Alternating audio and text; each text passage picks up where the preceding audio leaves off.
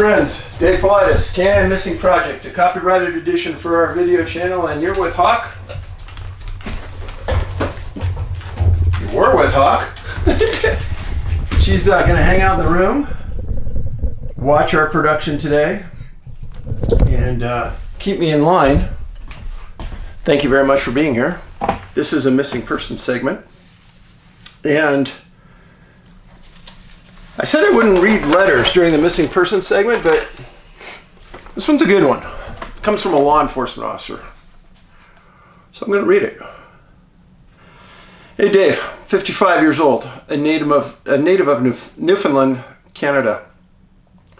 Been living in the U.S. most of my adult life. I'm a career law enforcement officer, started with the RCMP and currently serving as a detective with the Sheriff's Office in Maine. I've been following your work since the early days when you'd be on coast to coast when I worked overnight shifts. With your background in law enforcement and your thorough, systematic, investigatory process, I knew right away that you were the real deal, and I've been following you ever since. I wished I lived near you in Montana because it's clear to me we would be fast friends. Think alike. I was amazed when you praised the Salvation Army in one of your videos as a truly legit organization, as both my parents were both Salvation Army officers for 36 years in Newfoundland, and I was their preacher's kid. You are correct in your assessment of them, or at least you were back then. Politically, we're on the same page, and I'm frustrated as you are about what's happening in this great nation. We even think alike regarding guns. I used to carry a Glock 20 as an on-duty weapon, but now I carry it just in the woods. A lot of the time I carry a 1911, especially when traveling through states like New York, where I must abide by their magazine capacity restrictions. We do think alike. As a child in Newfoundland, I was impressed with the Patterson-Gimlin film, Bigfoot film, filmed in '67, and knew immediately that I was looking at a real creature. Way back then, I thought it was an undiscovered ape, but my thinking has progressed since then to now understand that it is much more than that. I spent my younger years in the outdoors and never had any strange encounters or saw any tracks, which I thought was normal since I understood the Sasquatch to be a Pacific Northwest creature. And reflecting back on those years, I now remember two incidents which were unusual. In one, I was walking out of the woods on a trail while bird hunting and felt very uneasy, like I was being watched. I stopped mid-step a couple times and heard something in the woods behind me. I thought it might have been a bear and hurried back to my truck without ever seeing anything. The number 7.5 grouse loads in my 12 gauge did not fill me with confidence. No. Second incident was more perturbing. I was again walking out on a trail while bird hunting and came to an area where the trail widened and split and was about to go left towards my truck. There was a large pile of old coniferous boughs piled up against the tree line to my right from someone's wood cutting operation. As I was about to go left away from the pile, I heard what sounded like labored breathing. We had one shot of moose through the lungs, and as we approached to finish it off, I could hear breathing and gurgling. It sounded kind of like that, but not quite, and seemed to grow loud and then fade off and come back. I'd never heard anything like it in all my years in the woods. There were no cicadas, tree frogs, or crickets in Newfoundland. No insects to make that sound. It aroused my curiosity and thought it must be a wounded animal gasping for its last breaths. I decided to climb up on the brush pile and try to see what it was, and it seemed to be directly behind it. I again only had a shotgun with birdshot, and as I put my foot on the brush pile, I thought I'd be in trouble if I had to run because the pile was so springy and unstable. I continued about halfway up the pile when I noticed the sound stopped, and everything was very still. Suddenly I was filled with a feeling of incredible dread and imminent danger, and felt I needed to leave. I backed down off the pile and continued back down the trail towards my truck.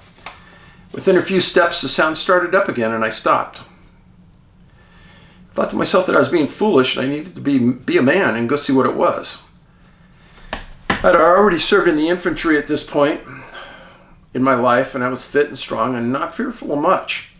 I returned and started up the brush pile again and was immediately struck with the same feeling of dread and terror, only stronger than before. The dread and fear were not feelings I was used to, and I was very confused but became convinced that something very bad was awaiting me if I continued up over that pile. I backed down, went to my truck. I've never heard anything like that again in all my years in the woods, and I've never forgotten that feeling of impending doom. It was stronger than those dreaded building searches you and I have both experienced. And I know about them. I've been very scared in the past. While living in Texas, I went outside with my puppy at 3 a.m. one morning and looked up to see an object going over my house. It looked like a football stadium going over, all lit up, made no sound. When it was almost out of sight, a group of fighter jets went over the house in pursuit. I have no idea what I witnessed, but I never saw fighters over that town again that I lived. Finally, one final incident to share. In the early 2000s, when I was working for a small municipal police department in central Maine, I was working an overnight shift, and the chief of police was riding with me. He stated that he wanted to stay in touch with what was going on in the town at night, but we all know that he was having problems at home. Haha. The town owned a gravel pit, and we had a problem with illegal dumping in the pit, so it was something we checked on through 2 or 3 times during the evening on night shifts. I would drive my cruiser over to the center of the pit, turn on my takedown and alley lights, and do a circle while looking around to see if there were vehicles there. I did this many times and never found anyone. On this evening, I did the same thing, and I was on completing my circle. I caught something in my peripheral vision to my left. It's difficult to describe, but my brain processed it as a flatbed trailer, silver in color, with red, green, and yellow reflective paint or stickers on the side. I completed my circle and stopped the cruiser, and my chief said, "What was that?"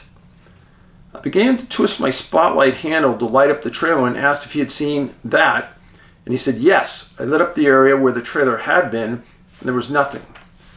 I began a determined search of the entire pit and found nothing.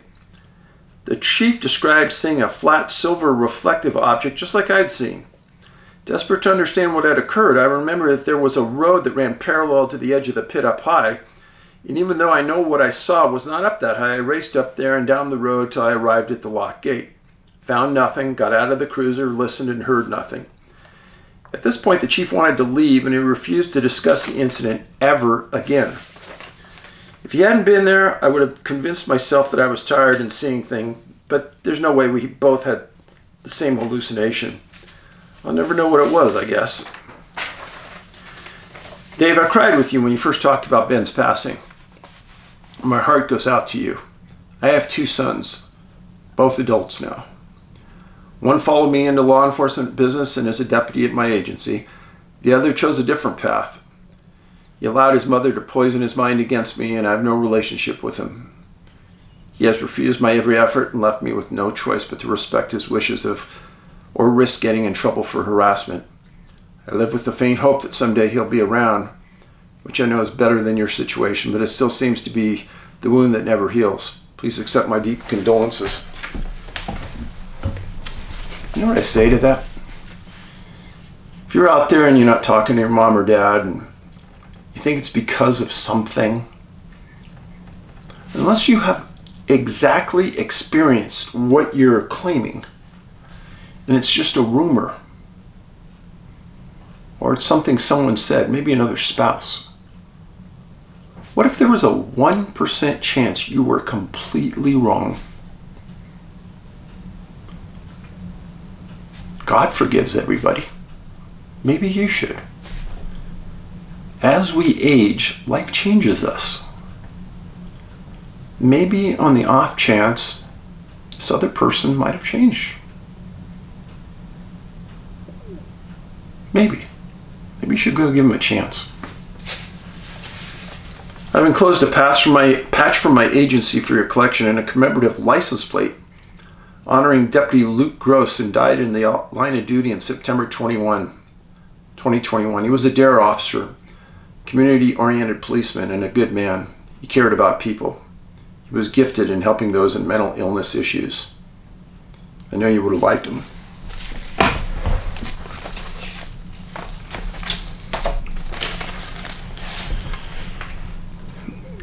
God bless Deputy Gross.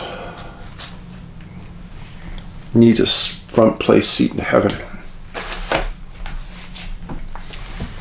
My fiance has family in Montana. I've never been there, but I've always wanted to. If I ever get up there, I'd love to buy you a coffee or a meal and shoot the breeze for an hour. If you ever come to Maine or need anything here, consider me a friend and ally and give me a call. Keep the faith, brother. You're doing important work. I've no doubt God has created you uniquely for this purpose. You're an inspiration to me and many more like me. I have no doubt. You have so many more allies across this country, and we're praying for you. God bless.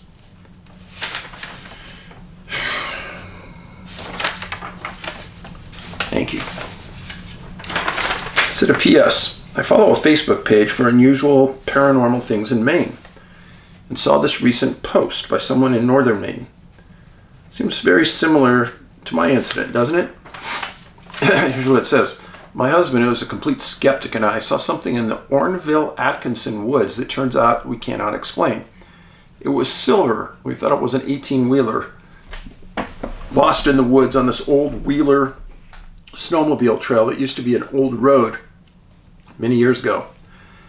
We were on wheelers but stopped on a bridge in the woods when we saw it and rationalized this must have been a lost trucker. So from the time we saw it, got on our wheelers to get out of this truck's way or tell them we are doubtful he could make it further on that narrow road. It was about 10 seconds. We looked up, it was gone. We looked at each other like, I said, you saw that, right? He tore off down the trail trying to see if this truck tried to turn around. That's why we couldn't see it. Or just seconds later, there was nothing. The reason we thought it was an 18-wheeler was because of the silver thing was about as high as a sleeper cab. That would be the only rational explanation, as a car or even a pickup wouldn't be that high off the ground. I'm a believer of UFOs and believe I've witnessed one in early 90s in Milford, Maine. I followed it with my truck and saw it hovering over the old town airport. But this thing, too far into the woods to be a truck backing out, for us not to see it to be able to catch up to it. And both of us seeing it, him a complete skeptic, and to this day has no explanation for what we saw. Baffles us. It was silver, rounded, and about as wide as an 18-wheeler cab.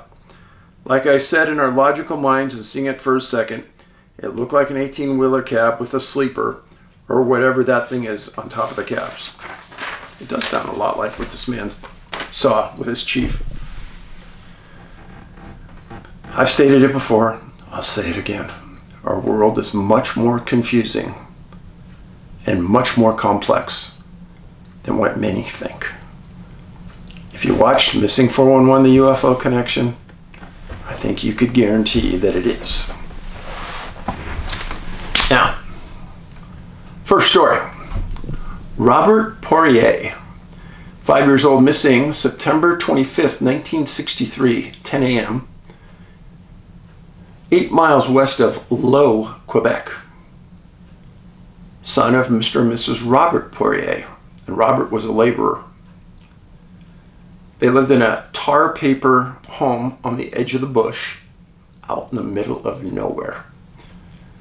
Robert was the second youngest of 10 kids.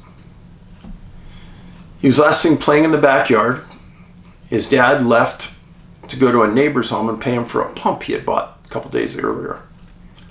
Told his son to just hang out and he'd be right back. 10 minutes later he was home. Robert was gone. The other kids in the home never saw him never saw him come through their home. Thought being he must have walked into the bush or he walked around the perimeter of the home back onto a road. Well, his dad searched and searched, found nothing. Then he got into his car and he drove the roads in the area, thinking his son maybe he's walking on a road. No, nobody was on the roads. Well, he went to the local general store and he said, hey, I need help. My son's missing.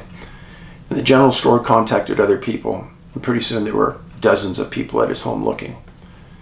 After several hours of searching, they called the QPP, and Constable Yves Chalafort responded and immediately called for additional assistance.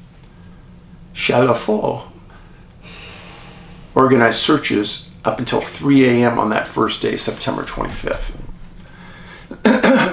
One of the requests he made the day before was for canines. And the next day, a police dog arrived, a German Shepherd, got flown in by special request by the RCMP. The dog's name was Rebel. And Rebel had a long history of finding missing people. And it was this specific dog that was requested because it was so good. They first brought Rebel to Robert's bed inside the residence. And they brought the dog out to the front porch. And the dog ran into the bush 3 times, made a circle, came back and went to the bed. 3 times. Well, late in that day, September 26th, the rain started, and it went on for several days. Also that day, Reverend T.J. Crawley, local parish priest from Farrellton, arrived and stayed with the family and gave a daily search prayer.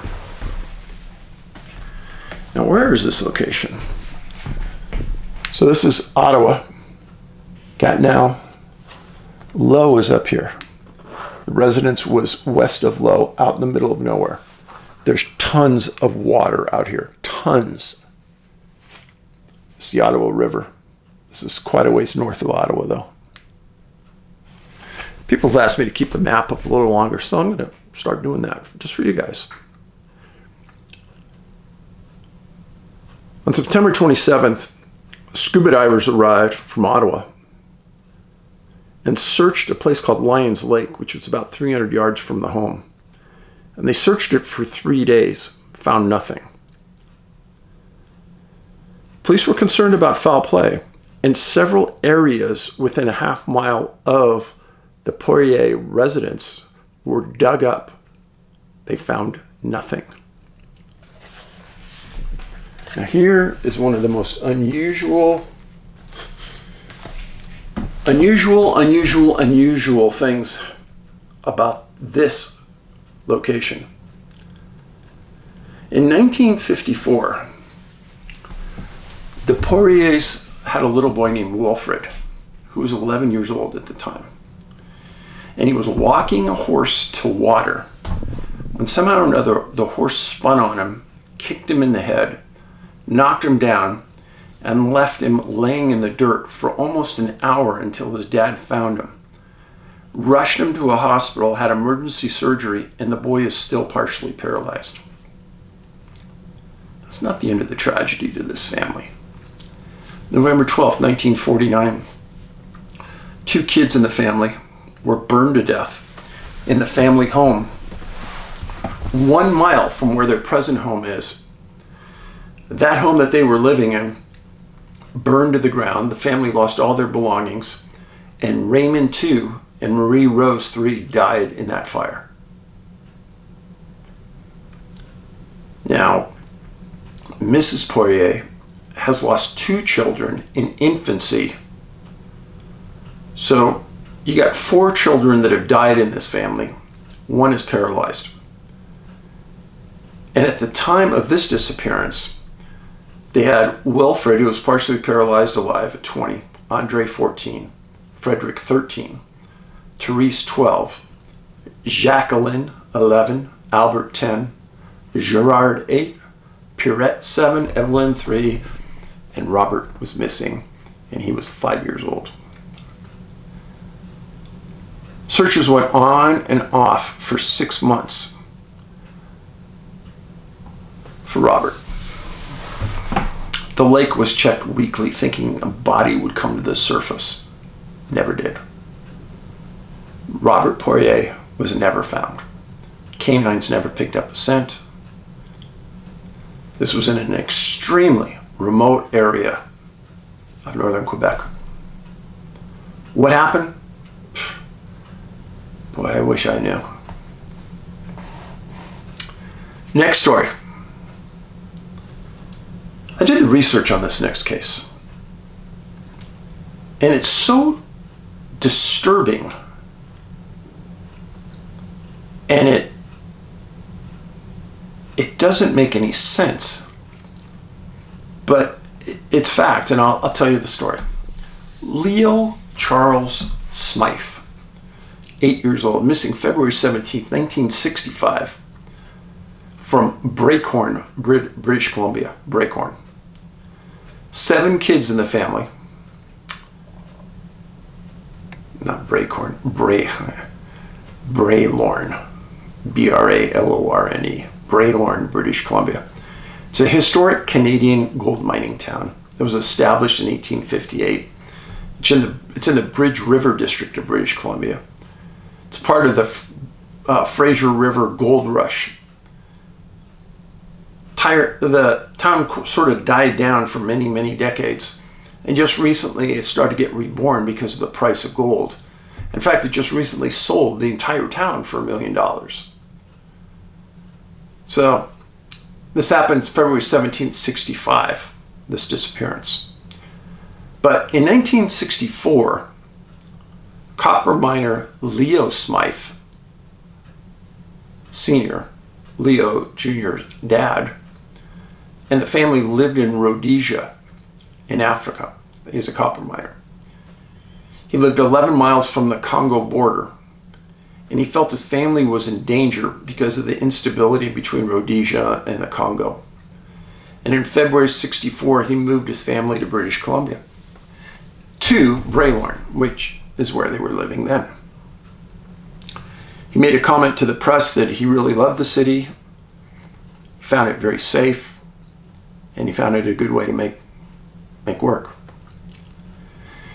Now, February 17th, 65, at 5:30 p.m., 8-year-old Leo was last seen just outside Braylorne Town Hall, and he was to attend a wolf cub meeting, kind of like a Cub Scout meeting.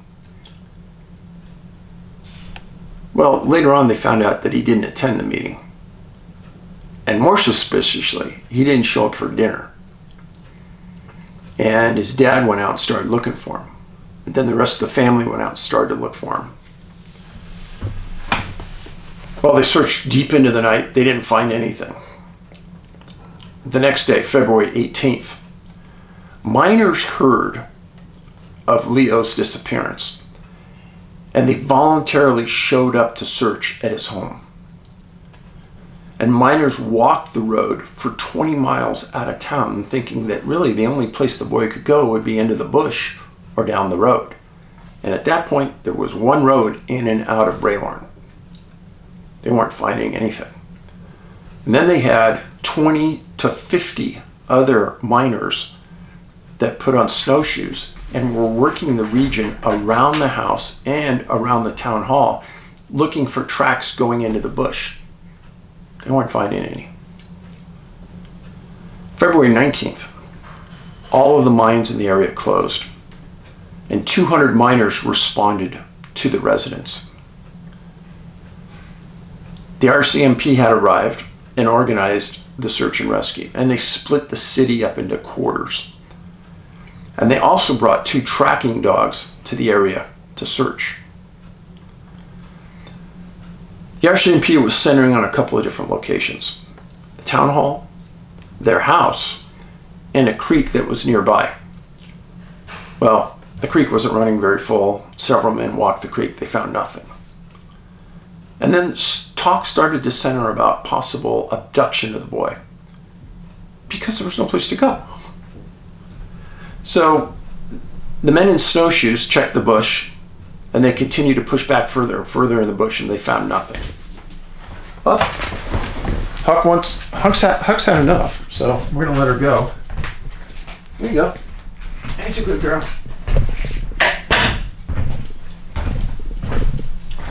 Sometimes she doesn't have a lot of patience for Dad. Well, February 20th, the RCMP came up with a new strategy. They said that there were a lot of huge piles of snow in and around homes, town hall, where the snow had slid off the homes. And their feeling was that really the last place to look was in these piles, because maybe Leo got trapped by a snowplow falling off a roof. So they brought in trucks, and 200 men started to load trucks with snow, just to ensure nothing was there. And truckload after truckload after truckload left town and was dumped in a field. Detectives from the RCMP were interviewing neighbors and trying to determine what might have happened. Did anybody see the boy other than a couple people just standing outside the town hall. Why didn't he go in for the meeting? Because he liked the meetings. It was a mystery. Now, if you're the RCMP and you've now spent 6 days emptying snow out of this city, you've got nothing. No tracks leading in the snow into the bush. Nothing. You gotta love that. Nothing in the creek. What do? Well, RCMP gave it 9 days. For 1965, that is an extraordinarily long amount of time.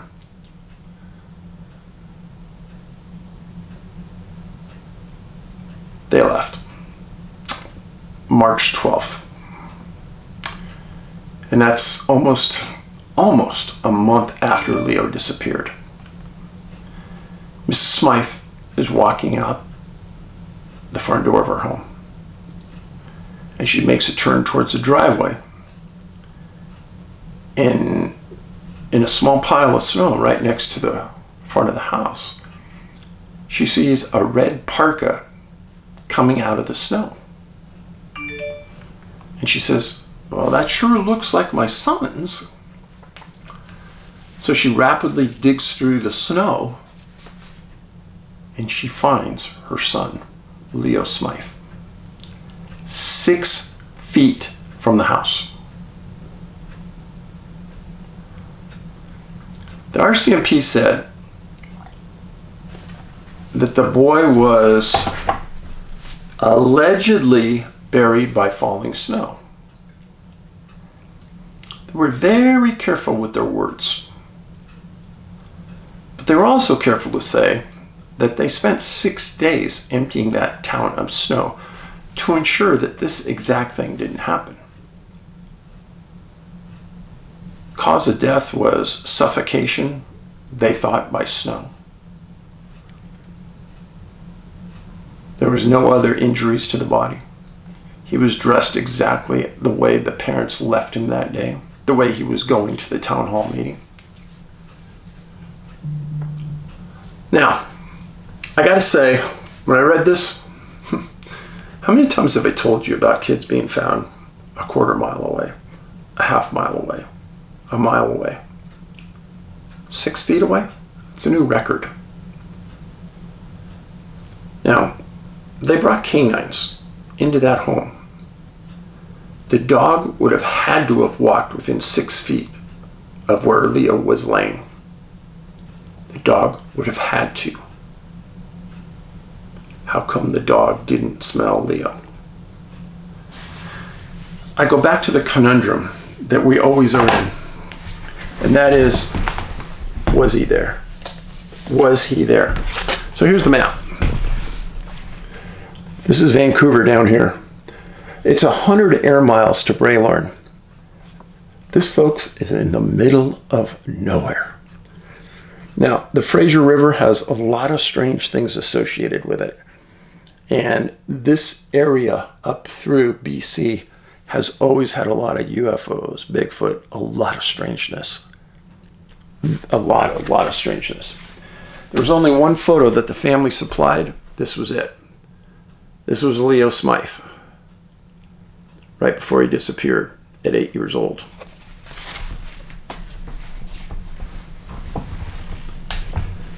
It's one of those cases. Is it possible a mistake was made? It's always possible.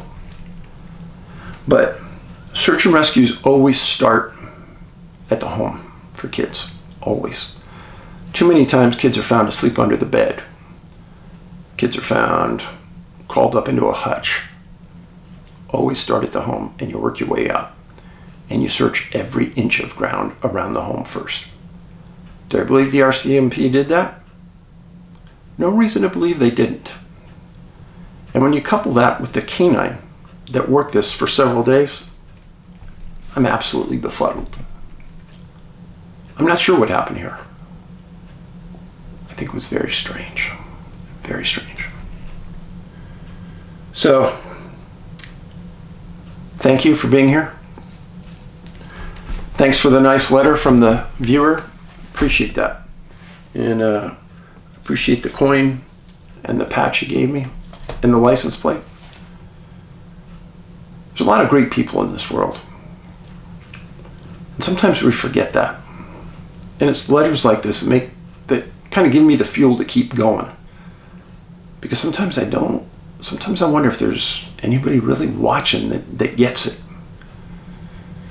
But I know you do. That's why you're here. When you go outside, do something nice for someone. Be a good soul. We only get one round on this planet. Let's make it the best we can. Help people out when you get a chance. Be safe. Paulides out.